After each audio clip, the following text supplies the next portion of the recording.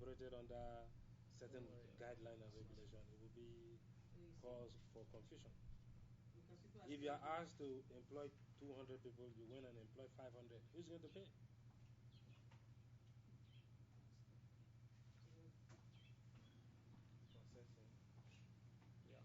Are you ready? We are on. Yes. Go ahead. No, we need the water first. So I can pause. It's on right now. Yeah, but water. Just a brief. It's this is a session where you have. I would like you people to, because you see this payment, are they saying they don't receive their salary when they're supposed to receive it?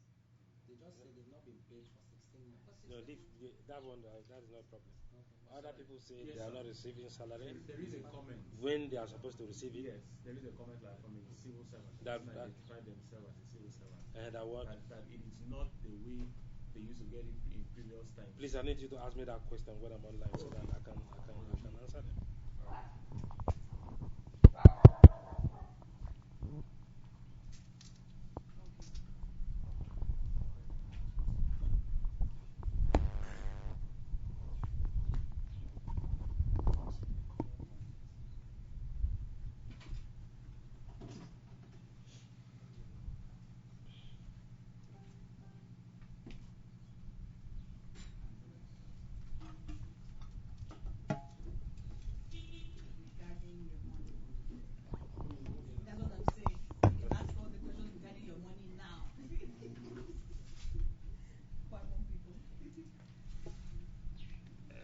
Don't fail to ask, because a lot of them have said that we went to take bail out for payment of salary.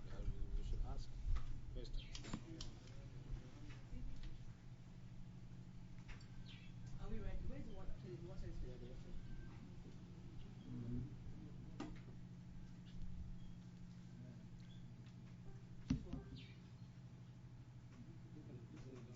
Okay, madam, I think we are set to go.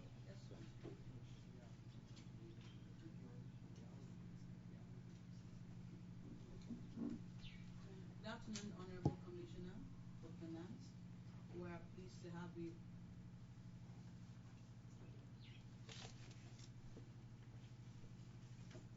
Good afternoon, Honorable Commissioner. We are pleased to have you here seated a cross-section of Akwa Ibom online practitioners. And we're holding a conversation today because we want to know exactly what is happening in the financial sector of the state.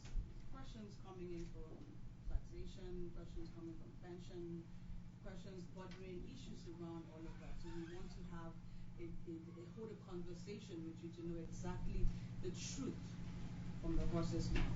From your left to your right, you have 2TV. But today we're going from AKBC TV Gospel Africa precisely. Nelson. And we have Ibo Mobile. We have Kabil. We have Sitepe. And Solomon inside AkwaIbom.com. Please give us an insight into the 2016 budget. Well, first of all, I like to wish all of you a Merry Christmas. What a way to spend Christmas Day. But I believe it's because of the love that you have for your state and the generality of Akwa Ibom people. That is why you have sacrificed this day, instead of staying at your home with your loved ones, to come and engage in this discussion with a view to enlightening Akwa Ibom people on what is going on.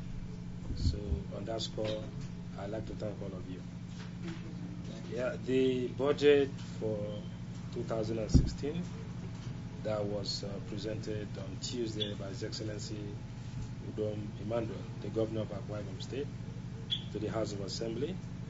We are looking at a budget size of 426 billion.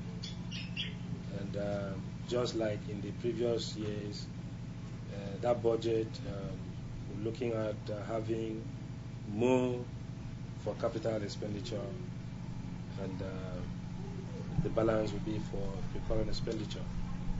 Precisely, I think the ratio is about 72% for capital expenditure and 28% for recurrent. But we are going to give a detailed budget breakdown. That should be sometime this week, which I expect all of you to be in attendance in the House of Assembly. That we are going to have a press conference where there will be a budget breakdown. Myself and my colleague from the Ministry of Economic Development will be there to take further questions regarding the budget. Thank you very much, Honorable. What has been done differently from the previous budget? Well, what you saw in the presentation is a reflection of the current reality. The budget for last year was about 485 billion. There was a reduction of about 70-something billion from the previous year's budget. That is basically because of the economic situation that is facing the country and us as a... The name is Ukofia James. Ask him why Akwa Ibom civil servants have not been paid, especially the newly employed. Well, for Akwa Ibom civil servants that have been legitimately employed by the state government, they receive their salaries as and when due. But I'd like to point here that there were a lot of issues involved in the last recruitment exercise, in which an approval was given for a specific number of persons to be employed. And the employment was done about 150% above that limit. So, and we've also found out that it was like a racket. People they have been going around with fake employment letters. So, government has set up a committee that is looking at all this issue with a view to separating those people that were genuinely employed by the government. And then as soon as that is done, they will receive their salaries. Some people are asking how long will this take? I think it's not going to be long because they've already gone very far in their assignment. Thank you very much. Okay. So someone, Mrs. Gregory Missy, asked to clarify if the rumors are true that Governor Udo took a loan to pay workers and why if true. I'd like to tell you that Akwa Ibom State Government, under His Excellency Don Gabriel Emmanuel, did not participate in the federal government bailout program for the purposes of payment of salary to civil servants.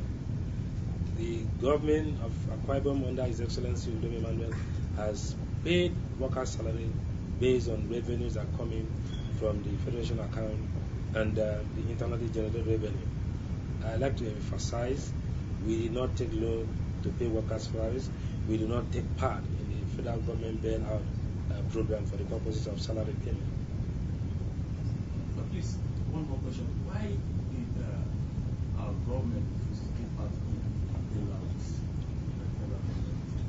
Well, the governor is a financial expert. I think in business, you don't take loan that you don't need. It wouldn't be wise if our revenues can at least match, the payment of salaries.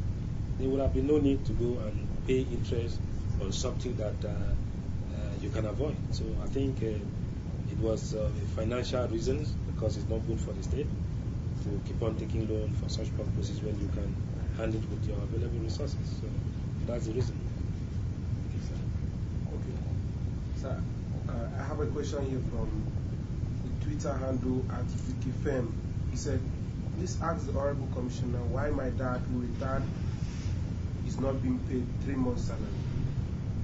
3 month pension.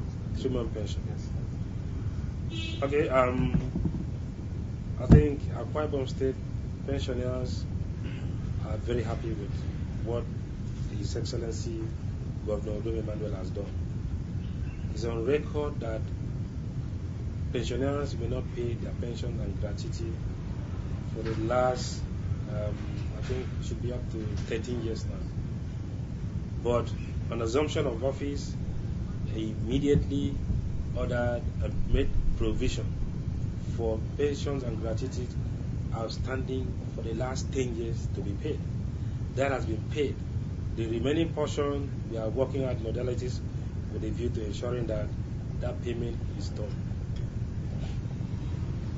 And I'm sure in not very distant future, by the time we finish, because we've also found out that there have been some issues with the just like we have in the payment to civil servant, where you have ghost pensioners. So we are putting mechanism in place to ensure that the monies that we pay to pensioners actually go to people that are supposed to receive it. So as I speak to you, we are doing an audit, of all the pensioners that we have in the state and the civil servant, with a view to ascertaining the true number of pensioners and civil servants. Because the way we are going, that resources, money that are coming in every month is coming down. If that is not done, we'll continue paying salaries to one person at 5 pay points. If that's not done, we'll get to a position that there may not be money to pay to the genuine civil servants that are actually working for government. So that exercise is ongoing. I'm sure by the time that is done, I'm sure all those that have outstanding will be paid. Because what we are doing, we are even asking people and pensioners and civil servants to submit their bank verification numbers. Because you all know, each individual is entitled to one. We believe that that is going to significantly help the system to ensure that we streamline the number of people that are actual civil servants and pensioners. And at the end of the day, it will be good for the system. To the average man on the streets, the housing issues, the governor has removed money from my salary. Can you please give us an exposition to the taxation policy implemented in Akwa? Well, I think every responsible worker, whether in the civil service or the private sector, has an obligation to pay taxes. And when we are talking about taxes that individuals that are working pay, we are talking about the pay as you earn. And this is guided by the personal income tax, which is normally enacted by the National Assembly. And in Akwa Ibom State, what we made on ground was the implementation of the personal income tax of 2004. Meanwhile, there was a new law that took effect in 2011. And we've had issues even with developing partners and developing agencies that are in a position to assist the state government in its developmental project. But they find out that you have so much money. That is why you are not even implementing the relevant tax law. But we believe it was the right thing to implement this law in Akwa Ibom State, because out of the 36 states of the Federation, Akwa Ibom was the only state that that particular personal income tax was not applicable. And the governor, being a human person and has the interests of the workers at heart, approved that the civil servant should continue to enjoy 50% of the taxes that are supposed to pay. And I want to explain this so that people will not turn it to something else. Rebate means if you were supposed to pay 1,000 naira as your taxes, government said pay 500 instead of 1,000 naira. I believe the government should be commended instead of all the criticism that we are hearing from everywhere. And it is a civic responsibility. So that is the issue. Government is not taking money from civil servants. Civil servants are only paying taxes which is an obligation every employee, whether in the private sector or in the public sector, has to oblige to. So that's the situation. Thank you very much. Okay.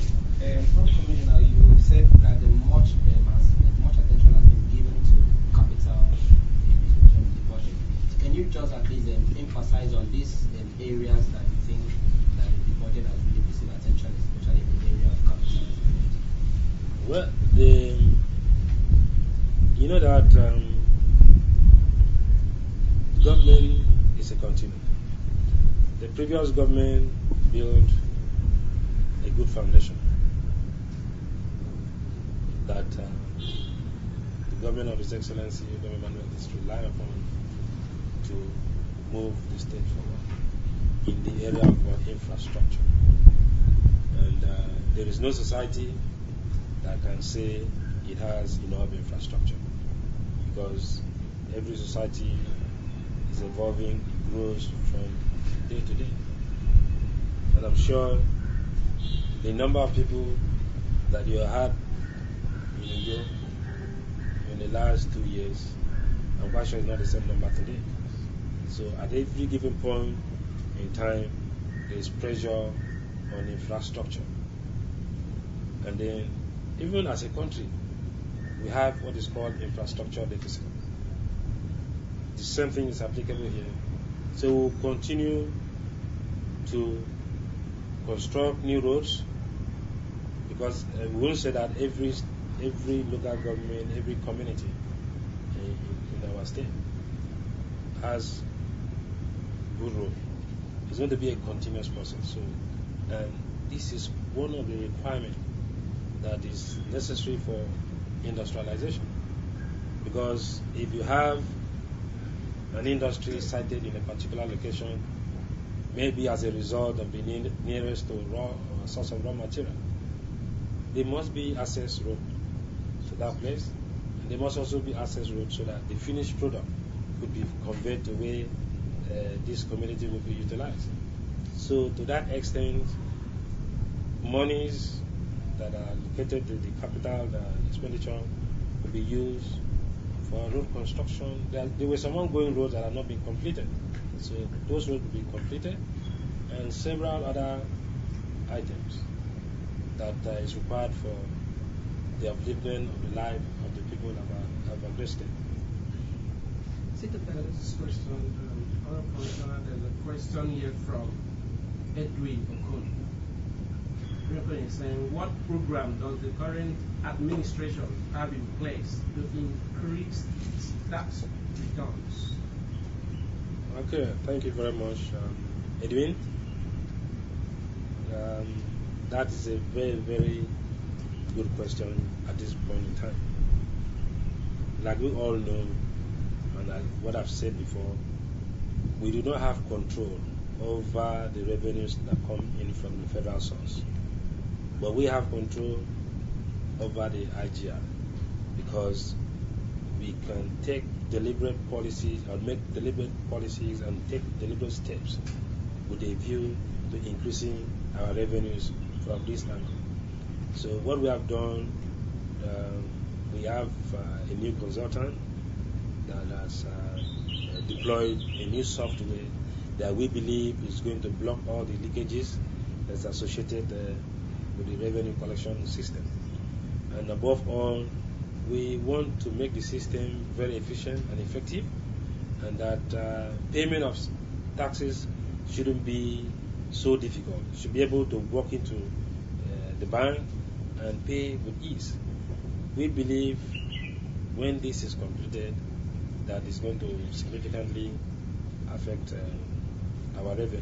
And we're also looking at increasing our tax net by engaging people in the informal sector with a view to bringing them to the tax platform. Because I can tell you there are a lot of people, there are a lot of businesses that are operating in the informal sector in the state that are not within the tax net. So we are embarking on massive awareness campaign, and with a view to letting people know the reason why they should pay their taxes, and then we'll take it up from there. And I believe when this is done, that is going to significantly improve. A question on Facebook, if you immediately that. Why must government be paying salary to civil servants from income they never generated? If salary is a function of productivity, what is the yardstick for measuring the efficiency of productivity for which salary must be paid or denied? And if salary is a social security pack than reward for productivity, why is government entrenching deeper social inequality, paying so much salary to the same set of unproductive workers without any social security pack for other segments of the population? Well, when you talk about measuring productivity, it is different in the private sector and is also in the public sector. You have certain departments that are saddled with the responsibility of revenue generation. Every department is not a revenue generation agency. So to that extent, I believe that nobody will say that the civil servants are productive, because we are living in a society. There are certain things every day when you wake up in the morning, you are affected by one level of activities which as a result, of the work that this civil servant put in. So I won't say that they are not productive. They are productive. It may not be like having a factory that is manufacturing cigarette, that at the end of the day you see their physical product, but they provide intangible services that you may not see. But to the larger society, I think without them, there will be a problem. So I would say that they are unproductive. They are productive, and the salaries are being paid to them because they are productive. Yes, I want to say that many of the questions you have answered because of the discharge of the duties that related to payment of teacher salaries, payment of pensions, payment of civil servants salaries. And I want to ask how hard are you working on eliminating those workers in the civil service? Because I know that the government is paying a whole lot, and like talking about efficiency, I think they're not really doing much. How do you intend to strike a balance between the performance and the remuneration? Like I've mentioned before, there's an ongoing exercise that we are carrying out personal audit of the civil service. And before now, even from what we found out, we have some people receiving salaries in up to 5 places. Okay? So we believe that by the time we are through with this exercise, it is going to help the system. It is going to reduce the wage bill, because you only earn salary for the work that you have done. So to that extent, I believe that the area of having free money, will be over, and that people will only receive salary for the work they have done. So it is an ongoing exercise that I believe within the next couple of weeks we'll be through with it. Someone asked, What's the name of the name of Zion Jonah asked, what is the current IGR of the IGR, the current IGR. IGR is not can be static. It swings depending on the season. I believe that on the average, if you ask on the average, I think it revolves between the 1.3 to 1.5. But what we are doing, we believe that with what we are currently doing, by the time we are through, we are going to be looking at a minimum of 2 billion because we are increasing surveillance on some of these oil service companies that are operating in the state, and the issue of assessment is taken seriously so that people can have proper assessment and that the issue of under-assessment is eliminated. So I believe that we are going to move that what we are currently having to a much better figure in the coming year. Okay, Commissioner, still in the area of the Akwa Ibom State moving forward, what are the programs, what are the strategies put in place to ensure public and private partnership, which you believe, because once this is done, we believe industrialization will be realized. So what are the programs, what are the strategies put in place? Which should be in place? Well, you know that for public-private partnership to be successful, there must be accountability, there must be transparency. And you can bear witness that the government of Akwa Ibom State, under His Excellency Manuel, is doing everything possible to strengthen accountability and transparency in the way government business is being done. And that has been responsible in the first place to why you have seen so much interest by investors to come into Akwa Ibom State and do business. So the government is determined to continue to provide an enabling environment that will encourage people to do their business. So to that extent, government will strengthen all institutions and relevant laws that will give room for public-private partnership to strive. Thank you very much, Mr. President. Harrison Nipeke asked on Facebook, what are the government plans for agricultural sector and the state-owned University of Ikot Obioba in the budget? Well, from what has been provided in the budget, a significant amount of money has been set aside to cover agriculture. And, even the College of Agriculture also will draw from the agricultural sector and educational sector. So I believe that by the time, there's a food, agriculture and food sufficiency committee that have been set up by this government with a view to ensuring that the issue of agricultural related matters is properly handled to ensure that we have sufficient food for our people. So there's adequate coverage and provision in the budget to ensure that the objective of enhancing our agricultural productivity is achieved.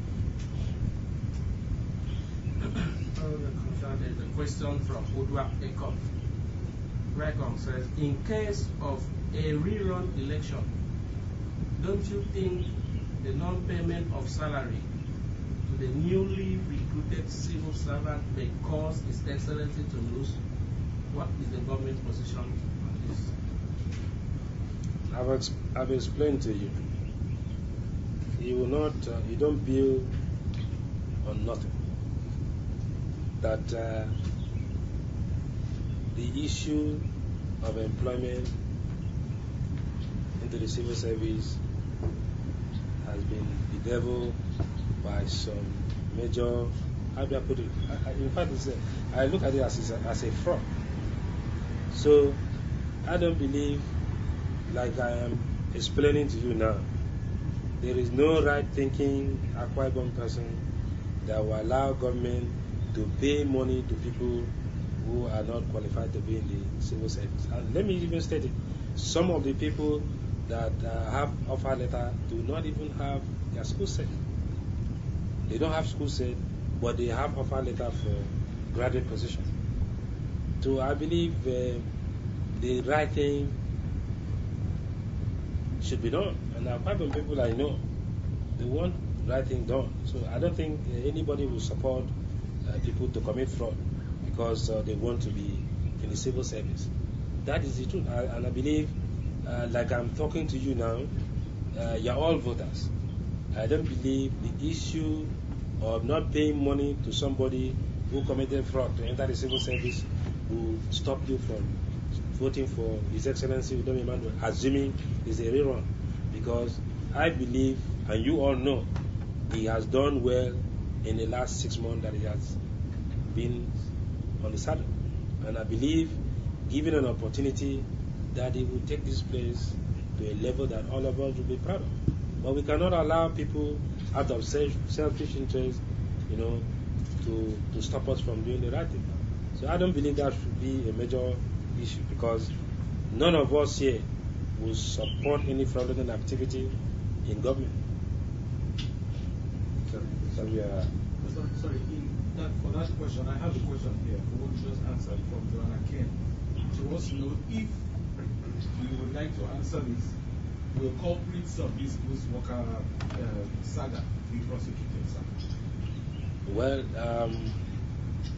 I think there are consequences for every action that we take in life. There are reward for our activity. If you do good, you get good reward. If you do bad, you get bad reward. So whatever are the consequences for such action, I believe that is what will happen. Okay, sir, I want to quickly remind us, especially yourself, that the essence of this tweet meet is for the benefit of millions of other people in the diaspora. I want you to say something to them. Why should they come to Akwa Ibom? What is the extra benefit that the investors will enjoy if they are coming to invest in Akwa Ibom? Because through Twitter handles and social media platforms that this conversation is going on, many of them are seeing what is transpiring in the state, and we want to be able to tell them something good, especially as it relates with your ministry and the discharge of your duties. Well, what I'd like to say is that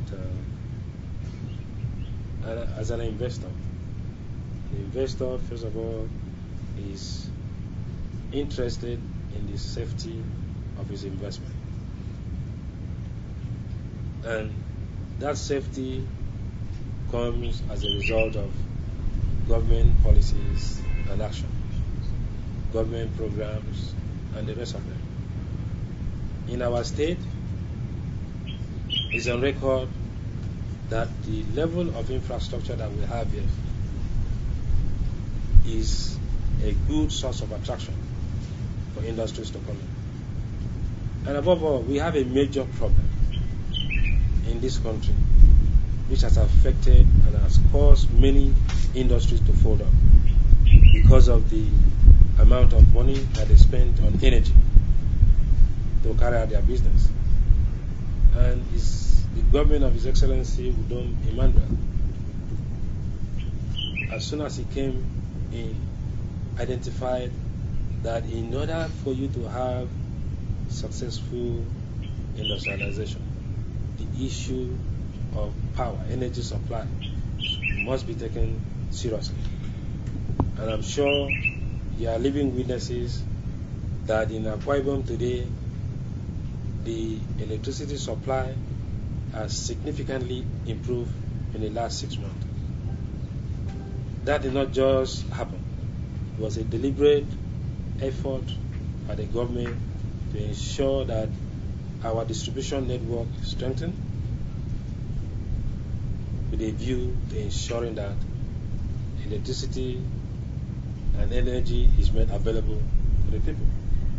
And there's various other activities in this sector that is being carried out to ensure that we have electricity 247 and 365 days in a year. When this happened, and as currently happened, I'm sure there is no investor that will not want to come here. And above all, a society where security to life and property is well taken care of. It's a major source of attraction for the investor. And our state has been very, very stable. And security-wise, the government is doing everything to ensure that there is security for our lives and for our property. And that has been what has improved, and encouraged people to come in here to want to set up their business. So I think Akwa Ibom is a good place for investors because our people are hardworking, they are intelligent, and above all, the required infrastructure to support the activities is here. Any sort of government tax rebates for the investors? I believe that will be done on a case-by-case basis, and then as a state, we will, within our powers, do. But most of these tax rebates for companies are federal related, and wherever there is need for us to intervene with a view to ensuring that an investor gets what he wants from the federal government, I can tell you that this government will not assist us to do that. Just on that, we've observed in places like Akan and other parts of the urban communities, we've observed the level of profit and also in the past years. What has been done to ensure that these brands that are operating in the state have enough employment for at least teaming youths? What are the laws that have been put in place? What are the strategies that have been put in place to ensure that the youths in Akwa Ibom have been employed? Well, I'd like to tell you that the present government of Akwa Ibom, under Mr. Emmanuel, the governor, has as one of his cardinal programs youth empowerment. And he has, in the past few months, because as we speak now, with the level of interest shown in terms of industries that are coming to the state, and with the way the world is moving, you need to be competitive. Government believes that when these industries kicks up, it is the youth that will be working there, and as a result, deliberate effort has been made to ensure that the youth are made to be competitive by way of training and skill acquisition. We are aware recently some youth were sent to Israel to gain knowledge and skill in the area of agriculture, and we are living in a digital age. Government believes you should be able to compete favorably with your contemporaries anywhere in the world. So as a result of that, some of our youth have been trained by the state government in conjunction with the Oracle. And the next stream, about 1,000 of them, have been trained.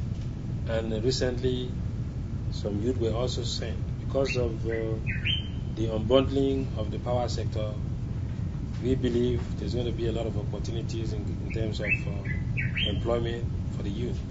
But it can only be employable if you are qualified and you have the basic skill and requirement. So government has also sent some youth, about 200, on power sector training. So I believe the issue of youth empowerment and is a front burner for this government, and government is doing everything to ensure that youth are properly positioned to take advantage of the various opportunities that will be created. Okay, Commissioner, the executive governor of Prime State is trying so much to encourage the youth. Honorable Commissioner, do you think the youth we have now are ready for what the governor is giving to us? I believe so. I believe they are ready. With the enthusiasm that has been shown in the various projects, that are youth related, I believe they are quite ready to go with the governor all the way. This question is from myself. The question I want to ask is, why is government in a haste to implement PITA when the federal government is almost being in a great practice? And looking at the political No, system, could you come again? I mean, why is government in a haste, as in state government in a haste to implement PITA, when the federal government is about releasing another new tax system that is coming up maybe in January with the budget? And looking at the political system, a normal civil servant, because government has refused to sensitize the workers on the calculation. So why is the government in a haste, and what will happen when the new tax comes? Because the new tax system that is coming will be more higher than this. I don't know what you mean by being in a haste. A policy that has been put in place since 2011, and today is 5 days to 2016. That would be 6 years. Would you say that the government is in a haste in implementing a decision that is supposed to be implemented 6 years ago? I don't think so. So what will happen with the new tax system that is coming next month? You will do with what you have to be in line with what is obtainable everywhere. You have to be in line. I was thinking, if looking at the political situation right now, government. And you are talking about the issue of sensitization. Yes. I don't think. Are you a civil servant? No, I'm not. Okay. What would you think constitutes sensitization? Government should use the labor unions. Are you sure that has not been done? I am telling you, the labor union were carried along in what the decision that was taken. And you are even talking about labor union. In the civil service, you have each ministry and extra-ministerial department. They have divisional head, they have departmental head, they have meetings monthly, weekly. They have prayer meetings every day. And at these prayer meetings, at this meeting, these issues are being, discussed. I don't think the labor union that has the monopoly of sensitizing the civil servant. They were properly sensitized, and it will be an act of mischief if anybody is still saying that they have not been sensitized. After all, it is not the ghosts that are coming to implement it. It's the same civil servant. And if you want to even look at it, the reason why that policy was not implemented, before now, where would we put the blame? We won't put the blame on the government, because the government is not the one that is human being like myself and you. And these laws were made available. But people believe it is better to hold it back rather than implementing it. But it's better late than never. I believe in life, there's what is called run rate. If you are supposed to make 2,000 naira every month, and in each month you are working for 20 days, okay? And then that means that on the average, every day you must make about 200 naira or so. And if you find out that out of that 20 days, you were able to make something in 5 days, when you are going to the next month, it has to increase, your run rate. So I don't believe it is late for us to have implemented it. So when once a new policy comes up, it's not the state government's doing. When once it's a federal law, when the federal law comes as a state under the Federal Republic of Nigeria, you have to do like what other people are doing. So I don't believe, but I believe it was something that is within us. Maybe we would have said, okay, we can't do it because it's our people, but it is a federal obligation, and we all have to. One question is, these other civil servants, not on this particular one, they still say that the tax that they are taxing them is they are taxing on allowances also. Because like someone explained the other time, I was in a debate with someone. Hello, sir. Let's not take too much issue on this. Yeah. People should be very honest to themselves. The tax principle is the same everywhere in the world. Allowances are not taxable. It is the basic salary that is taxable. Don't let it, we should not, because I have observed that we prefer to allow only those false things that stick to our brain. People have been fed with falsehood for so long, and it has gotten to a point that people will always manufacture things that are not the truth. Allowances are not taxable.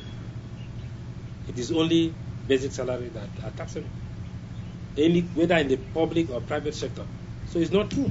And let me even because all these things that we are saying, have you asked what is the financial implication that the money you are taking from civil servant, they are assuming the amount of money monthly, incremental amount as a result of the implementation of this tax is just 60 something million.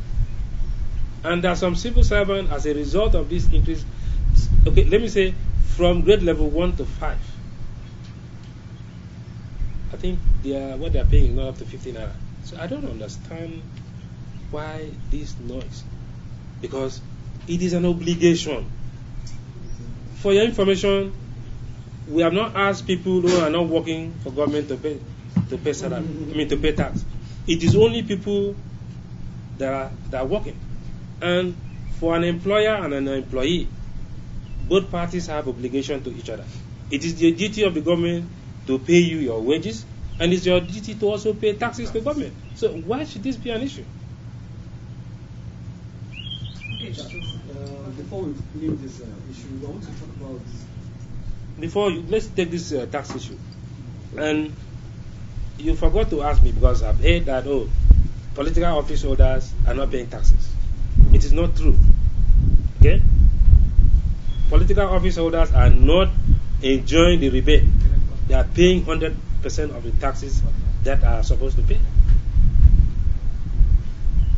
Okay, sir. We have 5 tax rates in Akwa Ibom. Yeah, what? 5 tax rates. I mean, like say for 4 civil servants. Mm-hmm. For other cadets, we have about 5 of them. Yeah. But I think the problem that the state government, I think, is not telling the workers is that the first time they implemented the tax that was very minimal, they used it for the core civil servants all through. But now they are bringing this new tax rate, as in bringing the correct tax rate to implement for every cadet of people. They are not doing the sensitization. Workers don't know this. How do you mean? Workers. Okay, so take for example all of us sitting here. Okay, we work in different ministries. Okay, assuming you work in Ministry of Health. Okay, and she works in Ministry of Establishment. There are certain allowances that you, as an health worker, because of the hazard of your profession and because of the time that you put in, that she will not have. So you wouldn't expect your salary to be at the same. And moreover, the issue of salary scale, it is not something that domesticated here. When once,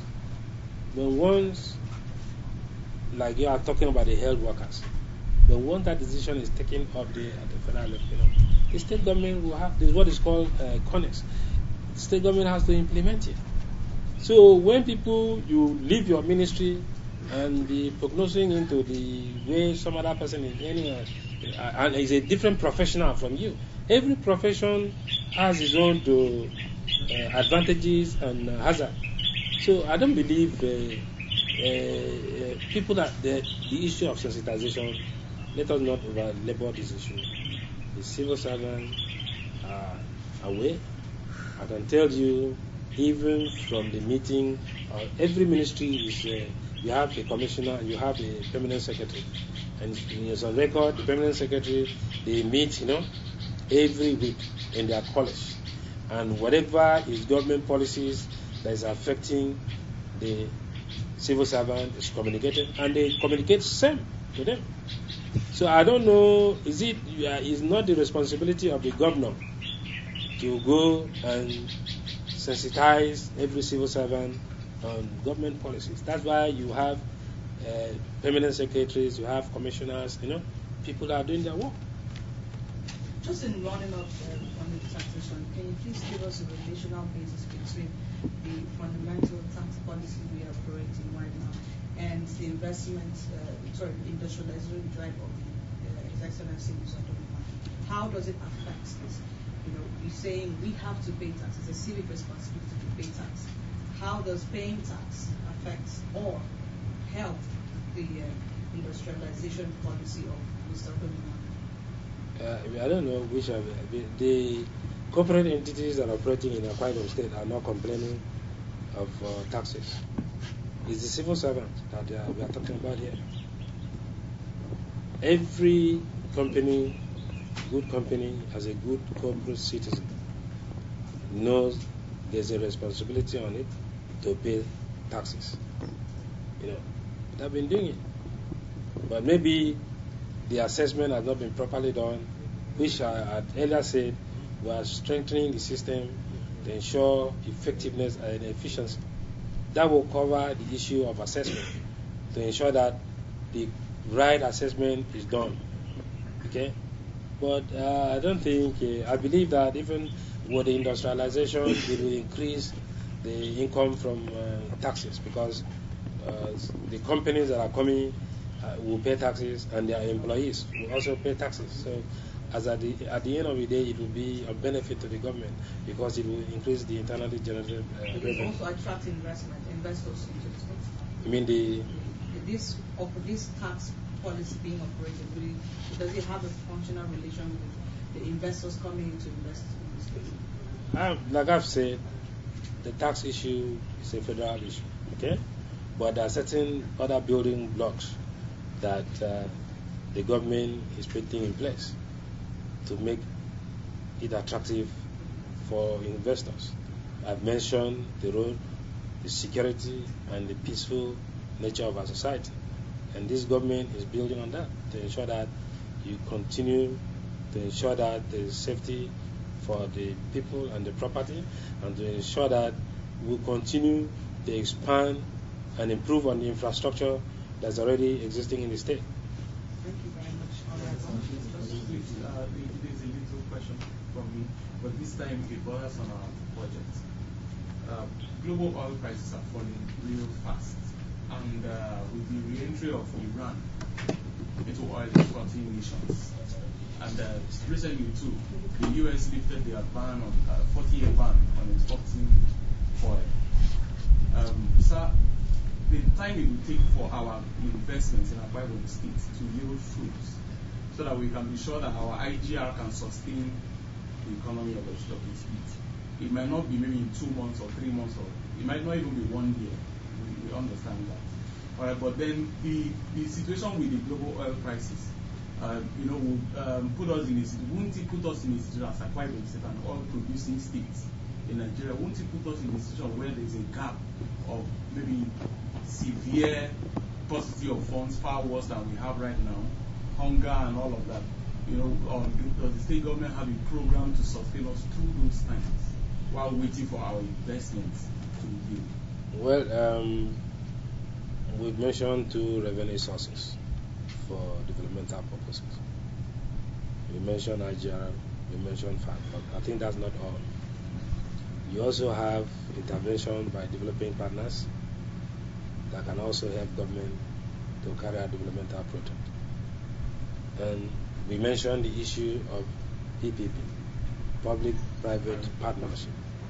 And like I said, building good institutions, making the government accountable and transparent will ensure that we have a lot of PPP.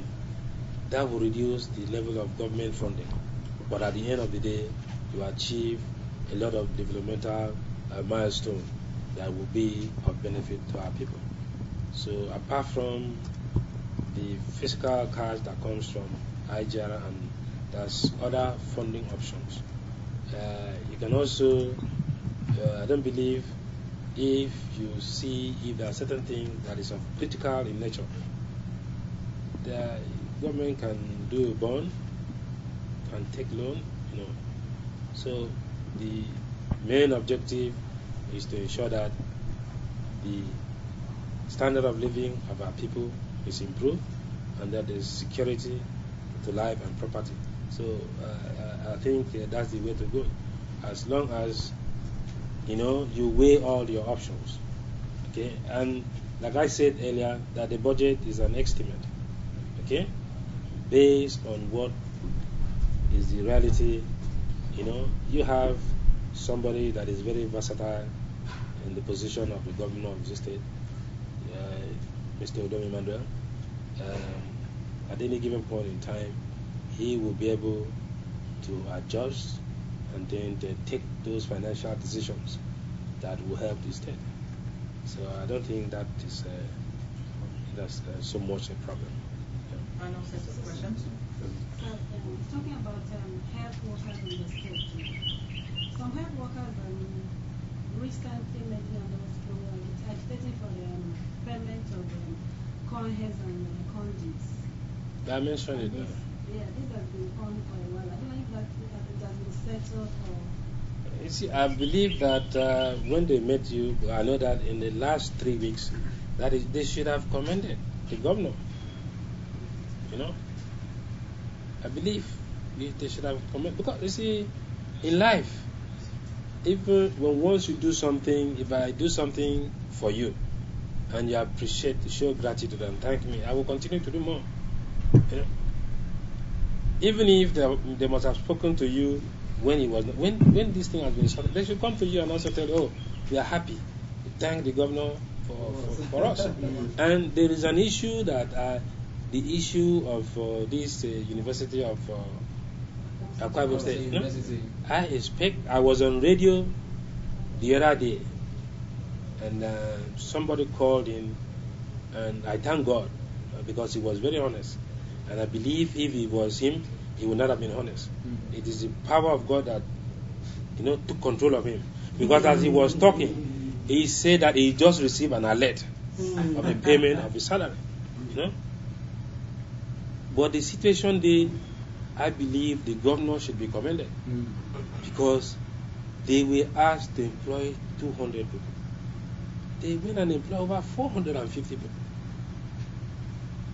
But after all said and done, because these people are Akwa Ibom citizens, and after going through the process to cross-check their credentials and that they have made the requirement, they're employable.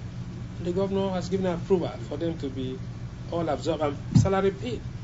Why can't they go on A to tell Akwa Ibom people this is what happened? They will keep quiet on such issues.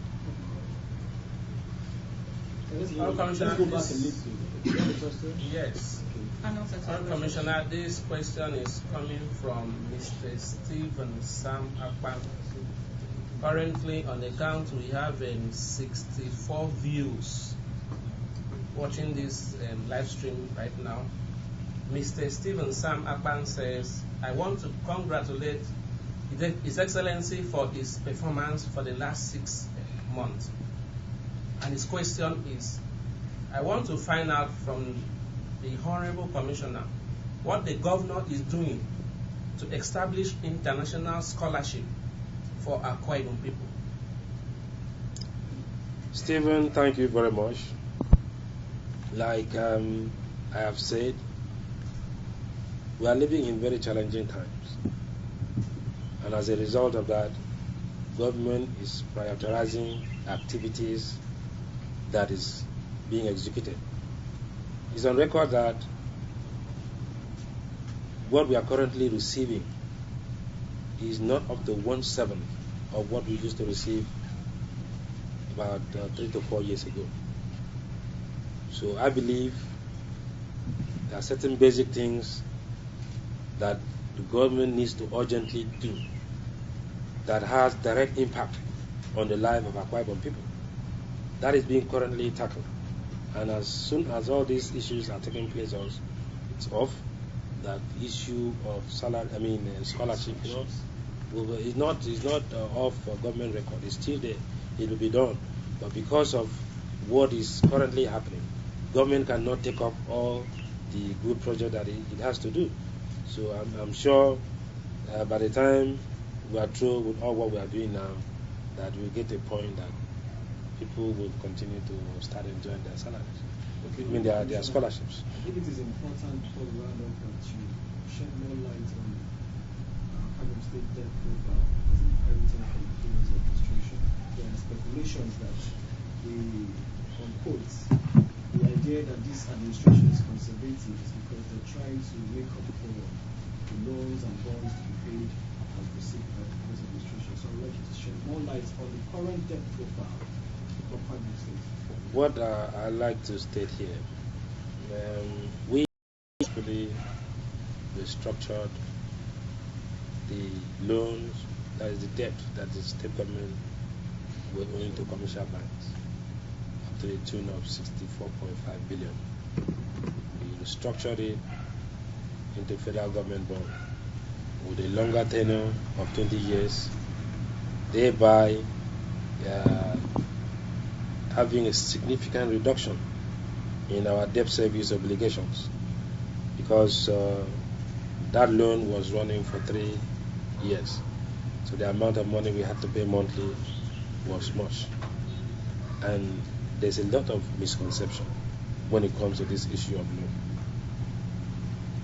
People assume that once you give out a contract, say 20 billion, and you sign the contract and work is ongoing, that can never be a loan to the contractor.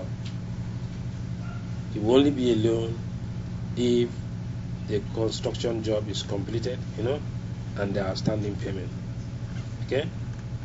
So as long as the work is ongoing, you will not classify that as a loan or as a debt, sorry. So, but I'd like to tell you, unlike all these figures that have been flying up and down, Akwa Ibom remains one of the states with a very, very low debt profile. And like I said, the figure that we have from commercial banks, we have restructured it. It is 64.5 billion. Please, for sake of specifics, let's know what you're supposed to pay if it was a loan, as it were, and what you're paying now that it is a bond. Well, we were paying about 3-point-something billion monthly, but restructured to a bond, we'll be paying about 850 million. So it's a lot of money is being freed. Yeah. Okay, Honorable Commissioner, very last question from the newborn Okon on Facebook. He said, why did government announce that it has returned the contributory pension to the owners when majority of workers have not received in full? You're not asking the question well. Okay, let me take it again. Why did government announce that it has returned the contributory pension to the owners when majority of the workers have not received in full? Well, I think it's 7.5. I don't think his question is correct, because take for example, if we take a decision now that we are going to start returning the amount that we contributed, and assuming you people here are civil servant, and you are a total of 40,000, and we'll start with you, it's not possible for that process to be completed in a day. You have to take it, ministry by ministry.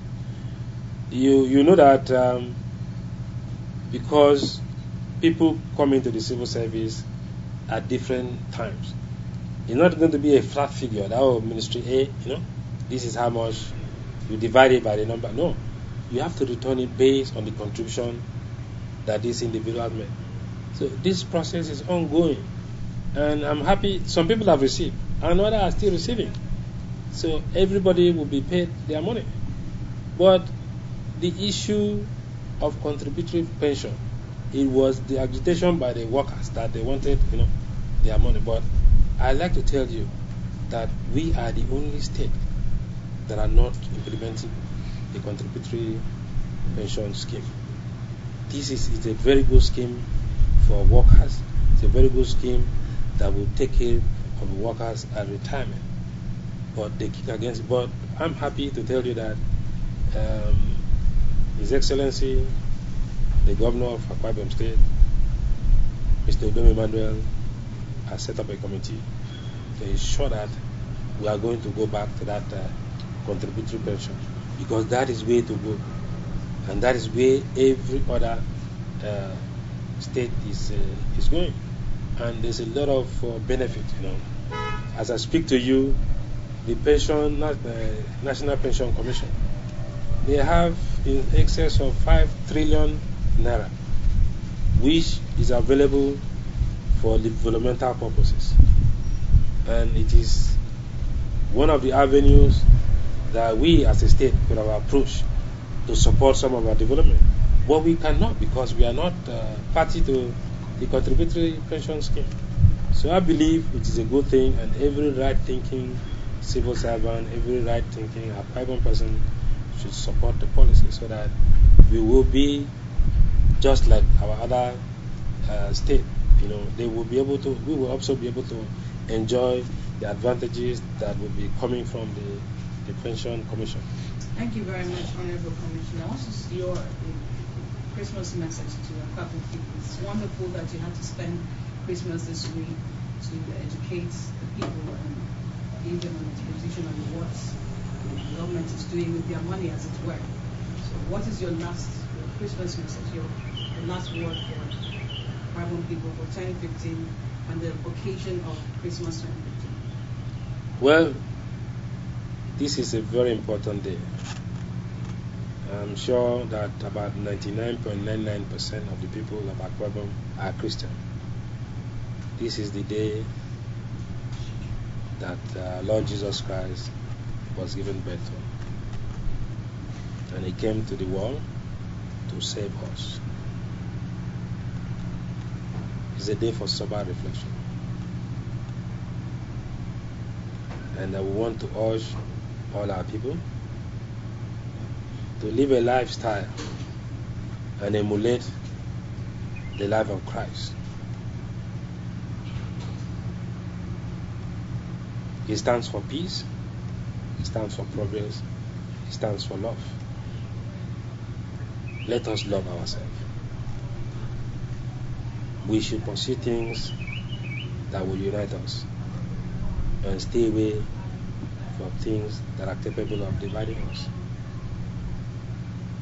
Akwa Ibom today is a pride for all of us, in which every other person who is not an Akwa Iboman is envious. Let us guide what we have jealously. Let us guide it, and do not allow any infighting to derail us from the path of progress. Akwa Ibom, we were all born to be great. We all have potential to be great. Let us arise in the spirit of Dakada to our greatness, and join hands together to build a state that will be a pride to all of us and children yet unborn. So I wish all Akwa Ibomite a Merry Christmas and a Happy New Year in advance. Thank you. Thank you very much, Honorable. That was a good session. The time being spent. Yeah. If you are just joining us, Are we let me just take the. Okay.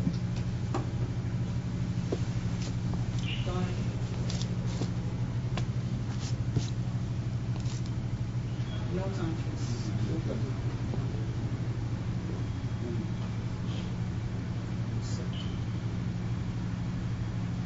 Okay.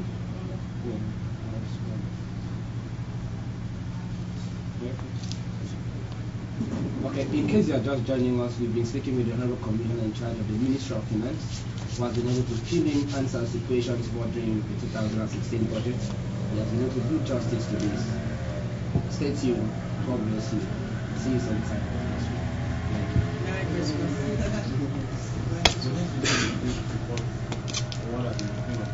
Okay. Just a very brief. Yes, I'm sure. Yeah, the camera can zoom in on that too. remove from the charger. Let it be close to them.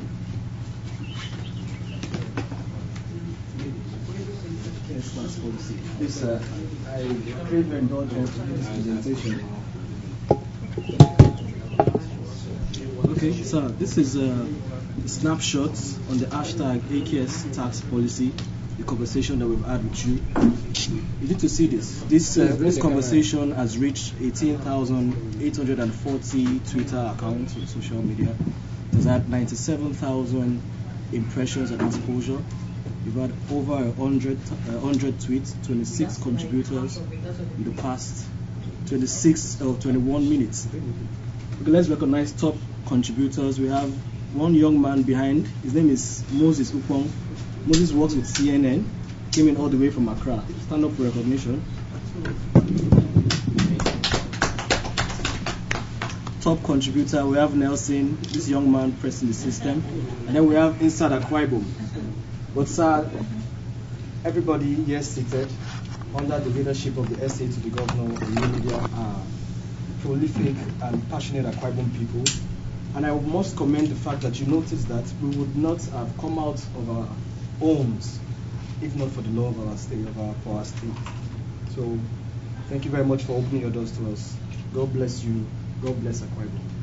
Thank you. And maybe we did the introduction before. Okay, so we can do it again. Thank you very much, Honorable Commissioner, for having us. You would have spent time to be with your family, but you just had to do this for the states, and it's amazing. So you've been on TV, you've been on radio, you've been on the nets to explain all this to Akwa Ibom people, and this is an amazing things that we have recorded. I'm ready to be on the street. And we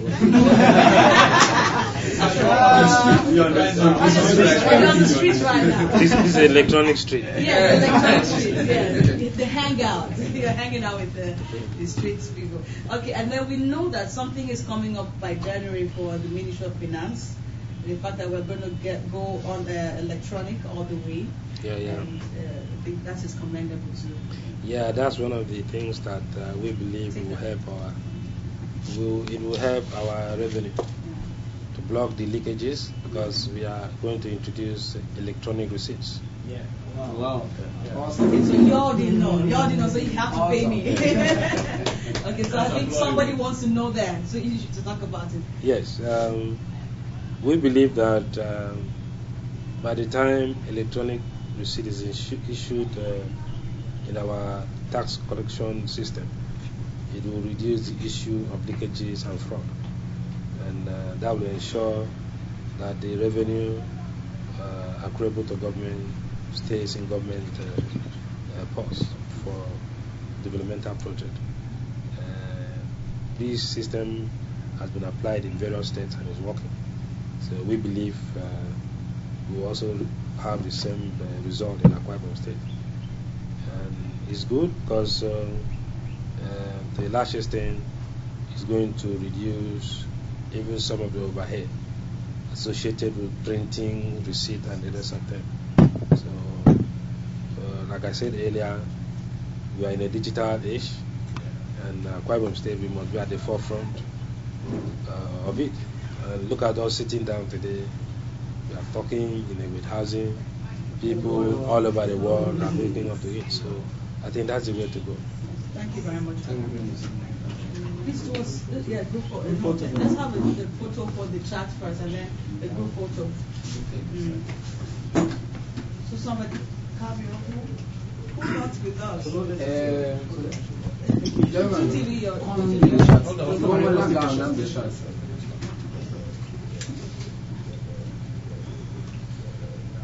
Okay. So we can just have a shot.